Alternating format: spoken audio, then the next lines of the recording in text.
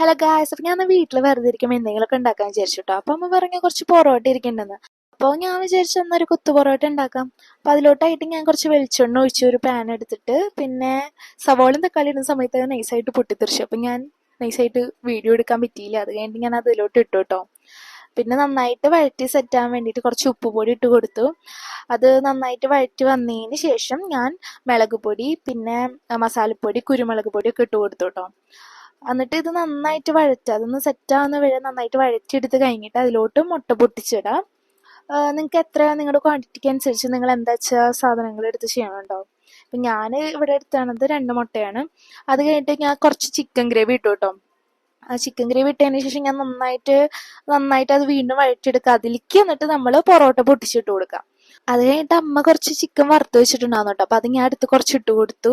അതും നന്നായിട്ട് ഇളക്കി കൊടുത്തതിന് ശേഷം അതിലോട്ട് കുറച്ച് ടൊമാറ്റോ കെച്ചപ്പ് ഇടാം കേട്ടോ. ആ ടൊമാറ്റോ കെച്ചപ്പ് ഇടുമ്പോൾ അതിൻ്റെ ഒരു ടേസ്റ്റ് നന്നായിട്ട് ബാലൻസ് ചെയ്ത് നിൽക്കും.